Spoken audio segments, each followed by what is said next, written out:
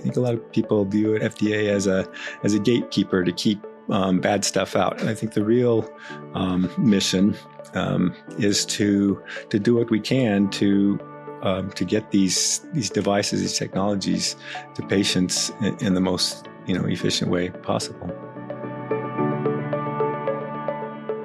Welcome to Curing with Sound, a podcast presented by the Focused Ultrasound Foundation. I'm your host, Dave Hendrick.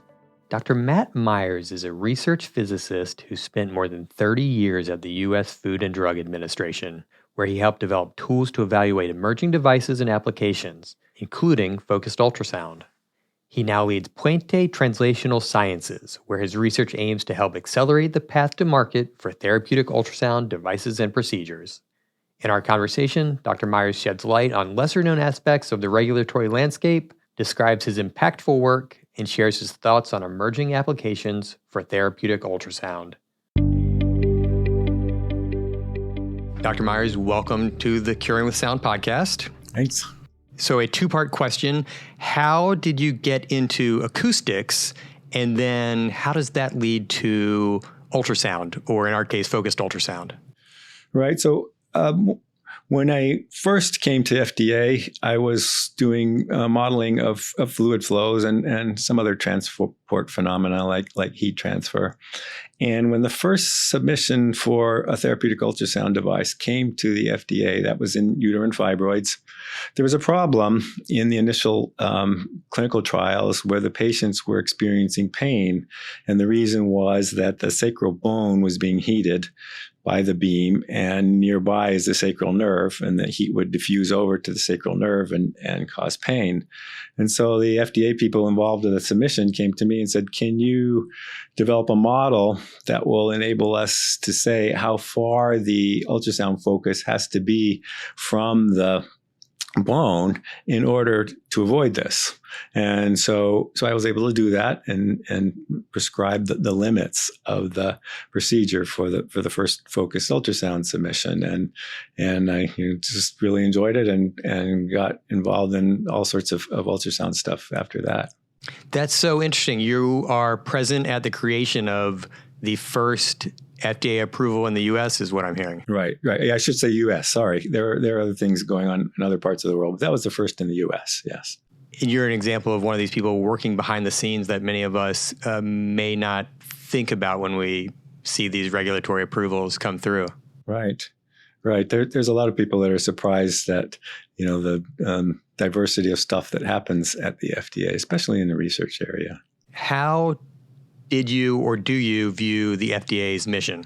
Yeah, I personally view it as a mission to bring medical devices to patients as efficiently as possible. That's not how a lot of people view the FDA. I think a lot of people view it as FDA as a gatekeeper to keep bad stuff out, and that's originally how FDA got started. But I think the real mission is to do what we can to get these devices, these technologies, to patients in the most efficient way possible. I think researchers and device manufacturers are eager to know as much as possible about regulatory approvals in the regulatory space. What's an area of the FDA approval process that you think maybe is little understood by folks who are not working there or who are on the other side of things? Right. I think that a biggie is that they don't know that FDA is there to work with them. Okay, they think they believe that FDA is a hurdle, is an obstacle, and I don't think that that's really the case. FDA wants to work with the manufacturers to improve their devices in any way that they can and expedite the procedure for getting those devices to market and use our expertise, apply our expertise to your specific device, while still adhering to the general standards, safety and efficacy standards. And so they really want to help you. They want your device to succeed. The other thing that I don't think people appreciate is that the FDA tries to have a level playing field for everybody. And that is difficult because it can depend on who you get to review your submission as to what they believe that is. But some people have devices that they believe don't need to be tested in a certain way. It's not a safety concern for our device, so why can't we skip that? And I think they would appreciate it more if they knew that somebody else was coming in with a device that thought they could skip a lot of the things that this first company had to do. Right. So there's some redundancy there, but in the end, it's in the effort to try to keep the playing field level. That makes sense.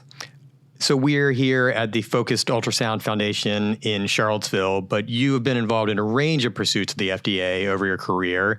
Could you tell us about your experience working at the FDA amid the COVID-19 pandemic, for instance?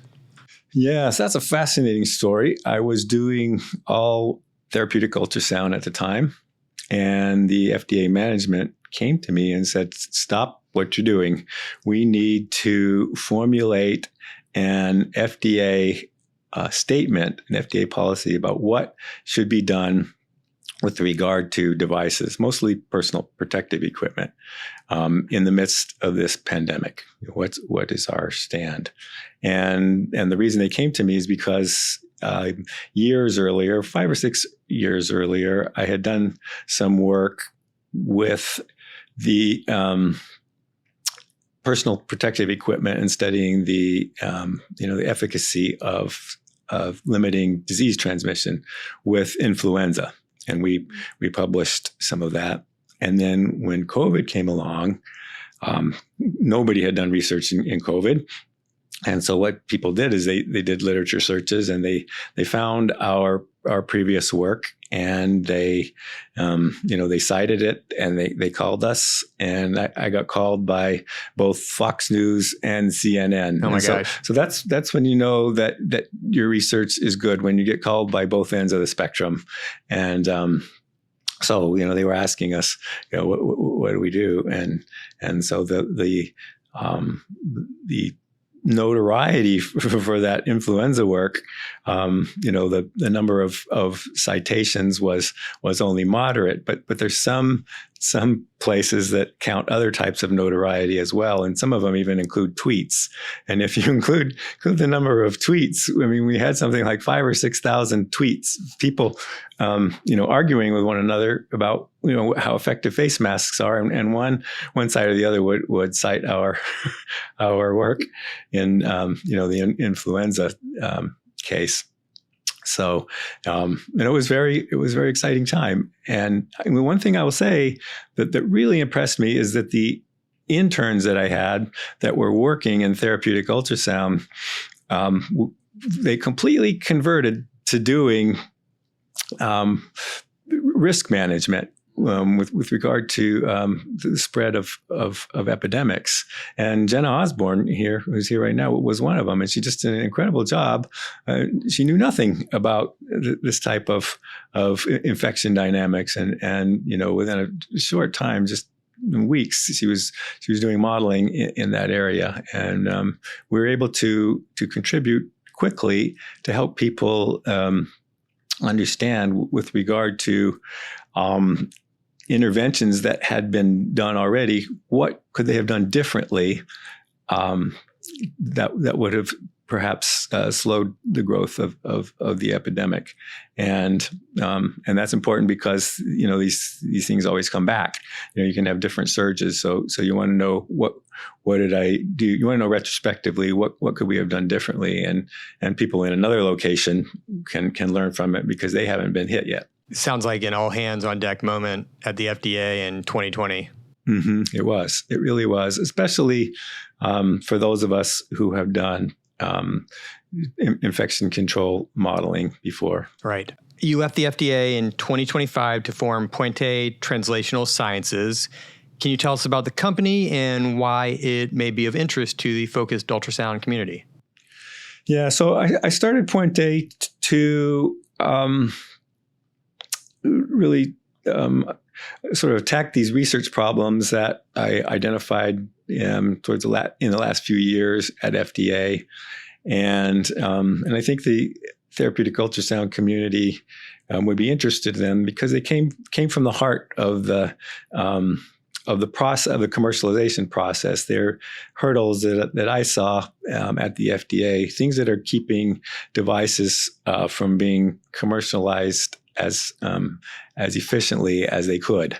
And so I said, well, the FDA's been good. I've learned a lot, but I want to try something different. I want to work on the commercialization side to help people move from the different phases of commercialization over to where they've actually obtained approval. So we know that neuromodulation is drawing a lot of attention in the focused ultrasound world and beyond right now. From your perspective, why is there so much excitement and energy and attention around neuromodulation at the moment? Yeah, I think there's so much attention because it works sometimes. Okay, and that sometimes is part of the reason why it's receiving so much attention is sometimes we can get it to work and it does some amazing things, but we can't get it to work reproducibly. For almost all of the applications, having it work reproducibly is a real challenge. And but in terms of some signs of efficacy, it shows some for an incredible diversity of problems, of diseases. Right. That makes a lot of sense. What types of evidence do you think will likely matter most as focused ultrasound and neuromodulation expands into areas like psychiatric disorders, epilepsy, which we've talked about, chronic pain, addiction? What sorts of evidence is critical?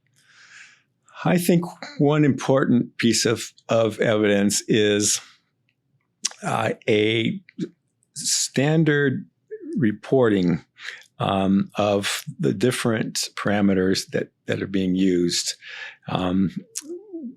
There are so many important parameters, and that's what's part of what's limiting the progress of neuromodulation is we don't know how to define, we don't know how to recognize a good procedure. Okay, there's all these people are doing different levels of different parameters, and some people aren't even measuring things that could be important. So if we could start by having everybody, measure the same things, measure what we believe to be the important things, and document them, I think that would be a good start. You've watched focused ultrasound evolve for years. We talked about how you were present in the early days of uterine fibroids, for instance. What progress has surprised you the most? I think the thing that surprised me the most about therapeutic ultrasound is just the diversity of applications. It is incredible. The number of areas where it seems like focused ultrasound can make a contribution.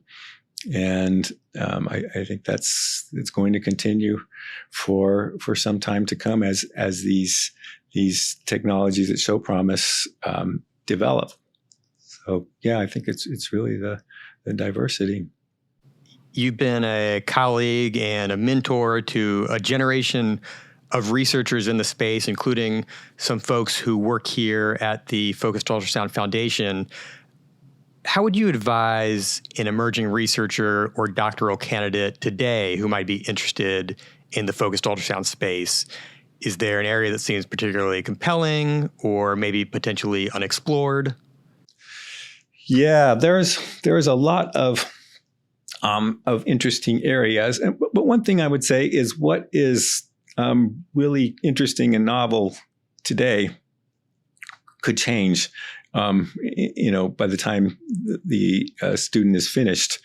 And so what I would advise a student to do is to get a good fundamental training in therapeutic ultrasound. And I'd say that would involve, an understanding and training in the ultrasound physics, be able to do some basic simulations, programming, be a capable programmer, have some lab experience, be able to work with transducers and measure their output.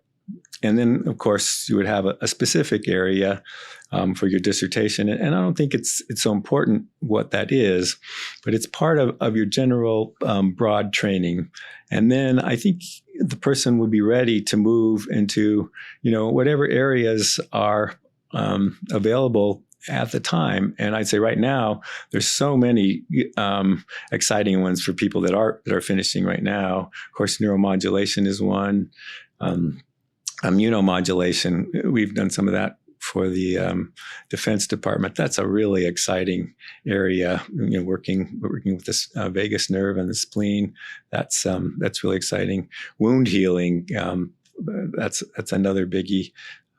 That's one of the challenges that we saw at the FDA is how do you measure power at these very low frequencies that are used for wound healing, and wound healing is getting big. Transdermal drug delivery. So there's lots of different ways, lots of different areas that people could move in. But I would emphasize that you really want to have the broad training that will enable you to go to the areas that are available to you when you finish, and be ready to change in a year or two. I mean, I've changed 6 or 7 times in the last decade as the needs of the of the FDA, which tracks the needs of the industry, changes. So I think that what I would advise someone is train yourself to be flexible, because therapeutic ultrasound is all about flexibility. Which focused ultrasound applications do you think have the greatest regulatory momentum today? Yes, I would say that without a doubt, it's neuromodulation. And the number of submissions that we saw at the FDA in neuromodulations, it was growing exponentially. And it was, some of the areas were just risk determinations, because people would be at universities wanting to do neuromodulation. And why wouldn't you? I mean, it has promise of fixing everything. So add another application where it might work. Okay, I'm going to try neuromodulation. And so the IRBs would say, well, go to the FDA and see if they're okay with it. So the IRBs sort of punted to us, and that's really not part of our charter, but anyway, we did it, and so we got a lot of submissions for risk determination in every type of neurological area, especially, and I think that's going to continue, and that's where the momentum is, and I think that some of these studies are going to progress to to actual submissions for devices or procedures to the FDA. You've participated in many workshops over the years, including many presented by the Focused Ultrasound Foundation. What role do those meetings play in helping the field move forward? Yeah, I think that the interactions between the FDA and the Focused Ultrasound Foundation are very helpful. The one thing the FDA does not have is a means of saying, here's our current thinking. Okay, if the FDA wants to put out in public any sort of thinking about what where we are in terms of this technology, it has to be in the form of something like a guidance document, and that has to be cleared by management all the way up. It has to be cleared by the lawyers. It takes years, and when it gets out there, the good thing is there's no room for misinterpretation. Okay, it's been it's been reviewed by the different communities and commented on, and it's bulletproof. But it takes forever. We don't have a less formal, faster mechanism to say, well, what we're thinking these days, is that neuromodulation at diagnostic intensities is pretty safe. we'll see as the intensity increases a little bit, and you start to have changes in the neurological system, and that's probably a direction that's coming. You can't say all of those in a statement that's available to the world, but Sure. You could say it at a workshop. Yeah. Okay. And the people that would want to know it are there, and so you can sort of spread the news without having it be so rigorously checked. Mm-hmm. And I think that's a good thing.